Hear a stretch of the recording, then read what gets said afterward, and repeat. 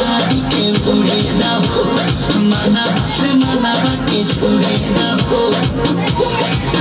आज सुनते मैं तो तारिया कहानी की टूट जाए राजा जी टूट जाए राजा जी पलंग का कमान टूट जाए राजा जी पलंग का